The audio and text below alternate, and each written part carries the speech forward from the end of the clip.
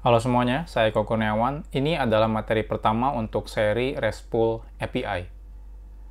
Nah, sebelum kita belajar RESTful API, apa itu RESTful API, bagaimana mekanisme cara kerjanya, dan gimana integrasi dengan HTTP-nya.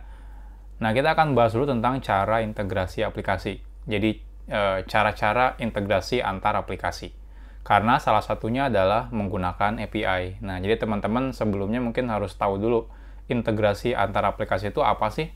Dan jenisnya apa aja sih? Dan kenapa saat ini RESTful API itu sangat banyak diminati untuk ngelakuin integrasi antar aplikasinya. Yuk kita langsung mulai aja. Oke, sekarang jadi materi pertama dan kita akan bahas tentang cara integrasi aplikasi. Nah, saat di kehidupan nyata ya, teman-teman, kalau bikin aplikasi itu pasti bakal ada ya istilahnya, bakal ada integrasi antar aplikasi.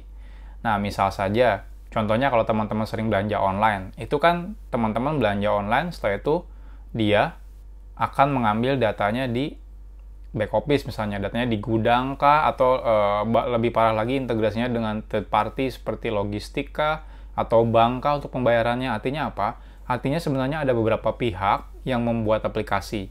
Nah, pertanyaannya, kalau antar aplikasi ini butuh terintegrasi atau berkomunikasi, bagaimana caranya?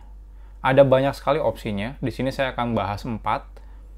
Nanti saya akan fokus, ya sebenarnya di sini ada fokusnya 4 aja yang saya bahas. Nah, tapi materi ini kita fokusnya nanti ke RESTful API, lebih spesifik lagi dari API saja. Karena API itu sendiri sebenarnya banyak. Dan salah satunya yang populer adalah RESTful API, API melalui HTTP. Oke, jadi problemnya ini ya, problemnya itu misalnya ada dua aplikasi, dia butuh integrasi. Contohnya misalnya e-commerce ini butuh data dari back office, atau e-commerce butuh data dari logistik, e-commerce butuh data dari bank, atau juga payment, dan sebagainya. Banyak banget sebenarnya. Nah, terus apa aja sih cara integrasi? Nah, kita bahas satu persatu. Nah, jadi ini udah dibahas ya, e-commerce butuh melakukan pembayaran ke bank, butuh melakukan ke logistik, atau bahkan, nah ini nih yang sering, kalau teman-teman misalnya nggak integrasi sama third party, teman-teman mungkin akan menemukan hal seperti ini. Teman-teman punya mobile application, terus butuh ngambil data dari server. Artinya, itu walaupun teman-teman sendiri yang developnya, tetap artinya itu integrasi antar aplikasi. Oke, saya nyalain dulu ininya, biar enak. Oke, next. Ini cara integrasi pertama dan yang paling tua kali ya. Jadi istilahnya dari zaman dulu itu suka dipakai. Nah, integrasi yang pertama adalah menggunakan file. Sederhananya adalah, jadi untuk mengambil data, contohnya misalnya dari e-commerce ini butuh data dari back office, nanti back office akan membuat sebuah file, nanti filenya akan dibaca sama si e-commerce ini. Nah, ini adalah cara integrasi paling lama istilahnya, bukan paling lama sih, maksudnya zaman dulu itu udah sering pakai ini. Contohnya, kenapa ini dilakuin?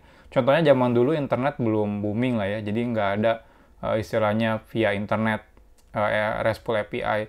Nah, artinya, atau misalnya kita terkendala sama internet, contohnya kita punya aplikasinya di cabang yang nggak ada koneksi internetnya.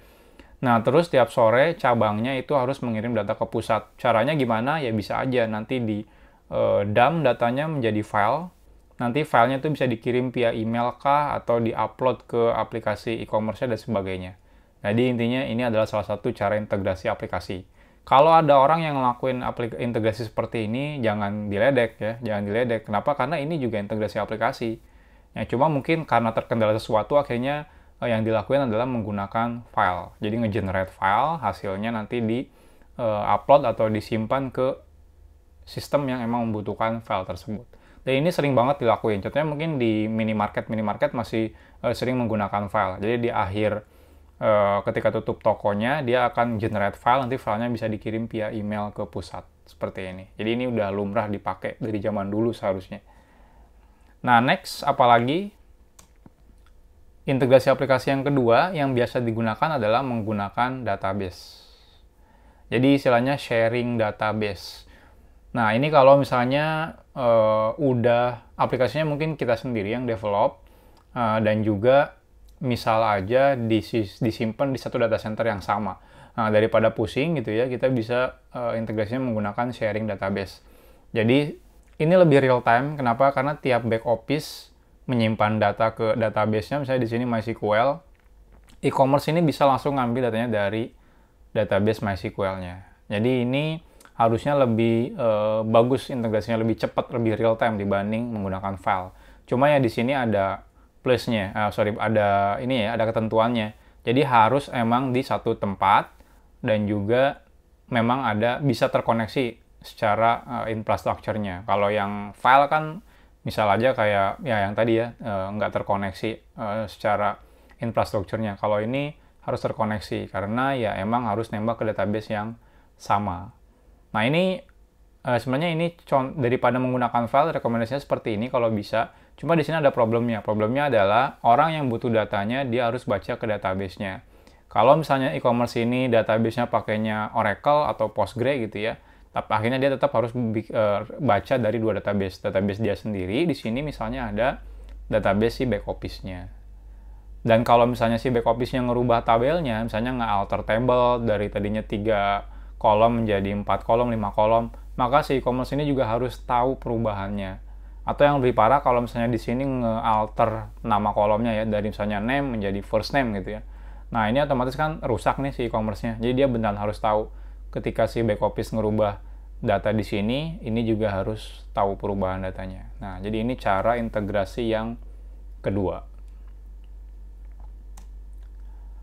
Cara integrasi yang ketiga, ini adalah menggunakan messaging.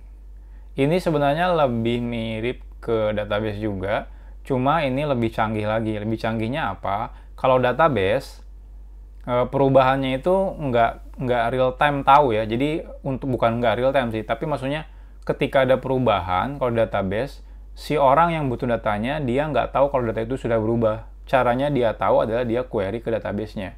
Nah, kalau menggunakan message broker ini lebih ya semi real time lah, near real time, nggak beneran real time ya, tapi near real time, jadi hampir real time. Jadi dari back office ketika misalnya dia ngelakuin perubahan data, dia cukup kirim perubahan datanya ke dalam message broker. Data yang dikirim ke message broker itu kita sebut namanya event. Nah, dari event ini nanti dia akan otomatis dikirim ke sistem-sistem yang membutuhkannya. Nggak cuma satu, kalau di sini ada 2, nanti dia akan dikirim 1, dia akan ngirim 2 ke sini secara otomatis sama si message brokernya. Jadi hampir real time. Mungkin ada delay antara 1 atau 2 second gitu ya. Ya, namanya juga ngirim data ke sini, nanti di sini akan dikirim secara asinkronus ke sini. Namanya proses asinkronus, dia butuh waktu. Mungkin bisa 1 atau 2 detik tergantung kecepatan dari network kita. Nah, ini sebenarnya sekarang lagi populer juga dibanding RESTful API. Jadi ini cara integrasi yang ketiga, menggunakan message broker atau messaging. Nah, ini lebih direkomendasikan dibanding menggunakan database. Kenapa? Kalau database kan ketika ngerubah data di MySQL, dia nggak tahu. Dia tahu ketika ya query ke MySQL, oh datanya udah berubah gitu ya. Tapi kalau ini nggak, dia kirim ke sini, nanti otomatis dia akan ngirim ke sini. Dan ini yang paling enak, formatnya bisa terserah kita. Bisa formatnya misalnya JSON yang udah banyak digunakan, atau misalnya XML dan lain-lain. Jadi nanti aplikasi-aplikasi ini nggak perlu pusing lagi, oh karena dia pakai MySQL, kalau diintegrasi pakai database ya, akhirnya dia harus connect ke MySQL.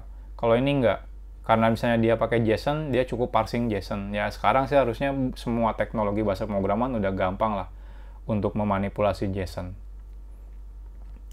Yang terakhir adalah yang akan kita bahas, integrasi menggunakan API. Nah ini lebih real time. Nah, cuma memang istilahnya agak sedikit lambat dibanding yang lainnya, tapi real time. Contohnya, misalnya e-commerce ini butuh data, dia cukup manggil langsung aplikasi back office-nya. Jadi API. Saya nggak jelasin di sini RESTful API ya, tapi ini konsep API aja. Nah, entah nanti call API-nya di sini via apa, nanti banyak banget sebenarnya jenisnya. Yang sekarang kita akan bahas adalah RESTful API. Sebenarnya banyak banget. Ada yang namanya kalau di Java itu ada Remote Method Invocation, kalau di Golang itu ada gRPC, kalau di teknologi yang lama itu ada Corba, itu sebenarnya banyak banget sebenarnya teknologi API. Cuma yang sekarang yang lagi populer banget adalah RESTful API. Nah konsepnya apa sih? Konsepnya adalah siapa yang butuh data atau mengirim data, dia yang akan melakukan call API-nya. Contohnya e-commerce ini butuh data, dia akan langsung manggil ke back office.